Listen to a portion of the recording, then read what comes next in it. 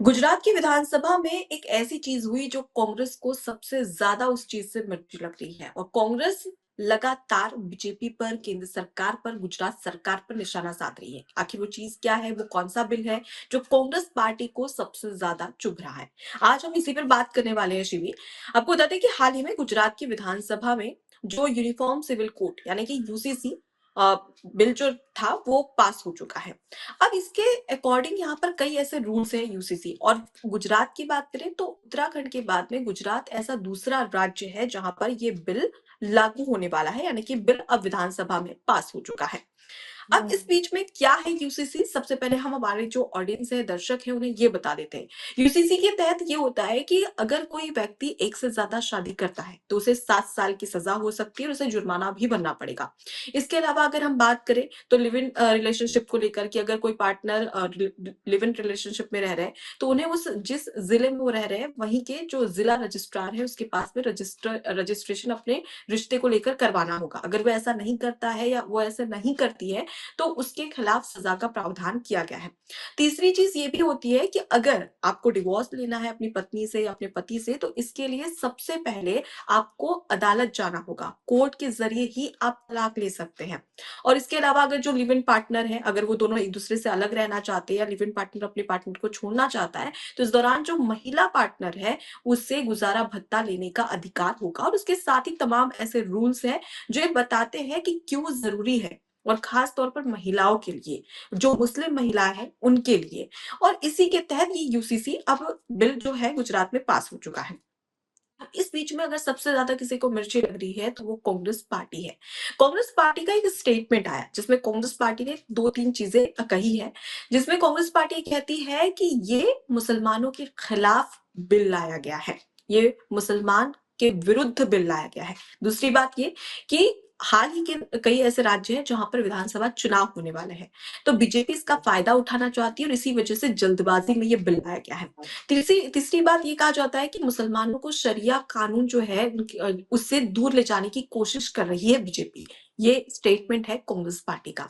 अब सवाल यहाँ पर ये खड़ा होता है कि ये जो बिल है ये पहले ही उत्तराखंड में पास हो चुका है, तो ऐसा तो है नहीं। बीजेपी इस पे बहुत लंबे सालों से चर्चा कर रही है और ये चाहती है कि यूसीसी पूरे देश में लागू हो।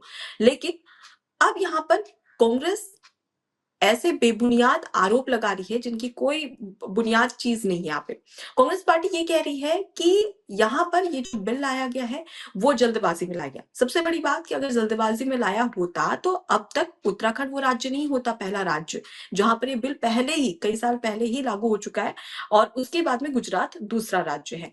अब यहाँ पर एक और बड़ी चीज ये होती है कि बीजेपी जो कि मुस्लिम महिलाओं के अधिकार के लिए जानी जाती है, क्योंकि 3 तलाक हमने सभी ने देखा कि किस तरीके से बीजेपी की जब सरकार थी तो और अभी भी है, उस समय किस तरीके से महिला अधिकार और महिला हक के लिए इसे सबसे प्लस पॉइंट माना गया था, खासतौर पर मुस्लिम महिलाओं के लिए। अब यहाँ पर हाँ। कांग्रेस का ये कहना है कि शरिया कानून से मुसलमानों को दूर ले जाया जा रहा है और इसी की साजिश बीजेपी रच रही है इस बिल के खिलाफ। उसके बाद में ये कहा जा रहा है, अब यहाँ पर सवाल भी पूछना चाहिए कांग्रेस पार्टी से कि आखिर जो महिला अधिकारों के बाद जिसका ढिंढोरा कांग्रेस पार्टी पीटती है, क्या वहां पर यहाँ पर मुस्लिम महिला जो कि एक से ज्यादा शादी, अगर हम मुसलमानों की बात करें तो उनके समुदाय में एक से ज्यादा शादियां होती है, उसमें जो मुस्लिम महिला होती होगी वो कैसे घुट घुट कर जी रही होती होगी? क्या यहाँ पर उसके अधिकार क्षेत्र में ये फैसला नहीं लिया गया है? तो यहाँ पर कांग्रेस कहीं ना कहीं अपनी राजनीति और अपनी सियासी रोटियां सेकने की कोशिश कर रही है, जिसके तहत वो जो मुस्लिम वोट बैंक है उसे अपनाया जा सके। आपको क्या लगता है? अनुमा जी, सबसे पहली चीज़ तो यूसीसी की जो पूरी बात है, ये आज की नहीं है। जो कांग्रेस पार्टी कह रही है कि एकाएक ला दिया गया। बहुत टाइम पहले से इसकी पहल शुरू थी, क्योंकि इंडिया के अंदर इस टाइम पे सारे रिलीजन के अपने-अपने लॉज़ हैं। शरिया लॉ अलग चलता है, हिंदू लॉ अलग चलता है। लेकिन हिंदू लॉज़ में भी दिक्कतें हैं, पर शरिया लॉ में ज़्यादा दिक्कत है, और ये दिक्कत हमें और आपको नहीं हो रही है, पर ये दिक्कत मुसलमानों को ही ज़्यादातर हो रही है। क्योंकि मोदी जी के आने से पहले ट्रिपल तलाक एक बहुत बड़ा इश्यू था, जिसके ऊपर हमारे देश में रेवोल्यूशनरी केसेस भी हुए हैं, लैंडमार्क केसेस भी हुए हैं। और उसमें सबसे बड़ा केस था शाह बानो का, जो राजीव गांधी की सरकार के टाइम पर हुआ था कि जब ये लोग तलाक तलाक 3 बार बोल देते थे तो उससे तलाक हो जाता था, और सिर्फ 3 महीने तक, जो इस्लाम में इद्दत पीरियड कहा जाता है, उतने ही टाइम तक बस जो बीवी थी उसको मेहनताना ये मेंटेनेंस दी जाती थी। उसके बाद से बीवी अब जो करना है उसे करे, जैसे करना है करे। वो बिल्कुल अपने ऊपर कंप्लीटली अपने ओन पर थी। तो शाह बानो ने इसके खिलाफ काफ़ी आवाज़ उठाई थी अपने बच्चे के लिए, अपने आने वाले फ्यूचर के लिए, जिसके बाद से सुप्रीम कोर्ट ने इसमें लागू भी किया, चेंजेस भी लाए कि ट्रिपल तलाक गलत है, एलिमनी देनी चाहिए और ये सब कुछ। उस टाइम हुँ। पे राजीव गांधी की सरकार थी, पहले तो उन्होंने कुछ नहीं बोला, पहले तो सब हित में जा रहा था शाह बानो के। पर जब उनके जो कोर मुस्लिम वोटर्स थे, देखिए कांग्रेस का हमेशा जी। से आज़ादी के टाइम के बाद से हमेशा से प्राइम फोकस माइनॉरिटी के ऊपर रहा है, कि जवाहरलाल नेहरू की स्ट्रैटेजी थी कि माइनॉरिटी को अपने पास रखोगे, तो तुम हमेशा इलेक्शन में अच्छा परफॉर्म करोगे। तो इन्होंने कभी भी मेजॉरिटी के साथ ये जाने की उन्होंने कोशिश नहीं की। चाहे जवाहरलाल नेहरू हो जाए, इंदिरा गांधी हो जाए, राजीव गांधी हो जाए, ये सब माइनॉरिटी के साथ गए। तो इनके जो मुस्लिम वोटर है, ये वापस आए, इनसे इन्होंने बोला कि हमारे शरिया के लॉ के खिलाफ जा रही है ये सब चीज़ें, हमें हमारे रिलीजियस चीज़ें से अफ़ेक्ट हो रही है, आप इस बिल को हटा दो कंप्लीटली। तो इस बिल को राजीव गांधी ने कंप्लीटली हटा दिया। राजीव गांधी हमारे देश के one of the most educated prime ministers माने जाते थे। उन्होंने काफ़ी चीज़ें अलग-अलग हुँ। की थी, पर इधर भी उन्होंने वोटिंग बैंक के चक्कर में इस पूरे बिल को हटा दिया। फिर शाह बानो ने स्ट्रगल किया, फिर उनको जो जस्टिस मिली वो अपनी जगह है। अब उसने टाइम से लेके अभी तक मैं आपको बता दूँ, जब से ट्रिपल तलाक लागू नहीं किया गया है, सॉरी, उसके खिलाफ आवाज़ नहीं उठाई थी बीजेपी ने और उसको नलिफाई नहीं किया था, तब तक इतने मुस्लिम औरतें इस पूरे टॉर्चर में रहती थी कि कभी भी 3 बार तलाक कर दिया गया तो आगे क्या होगा, राइट? यूसीसी एक सिर्फ इतना ही माध्यम नहीं है कि मुस्लिमों का इसमें हित है, पर इसमें बहुत चीज़ें हैं कि अब आप देखती होंगी कि बहुत से हिंदू लोग हैं, जो अपने आप को कन्वर्ट कर लेते हैं। अरमान मलिक टाइप लोग देख लीजिए, 3-3 शादियाँ कर रहे हैं, अपने आप को कन्वर्ट कर ले रहे हैं ए ताकि आर वो और रहमान। शादियाँ कर सकें, राइट? क्योंकि हिंदू मैरिज लॉ के हिसाब से आपको पहली बार से डिवोर्स करना पड़ेगा, उसको एलिमनी देनी पड़ेगी, फिर आपको कोई दूसरी शादी करनी है तो आप करिए। पर आपके बिल्कुल। इस्लाम में यूसीसी की वजह से शरिया लॉ में लोग 3-3 4-4 शादियाँ कर रहे हैं।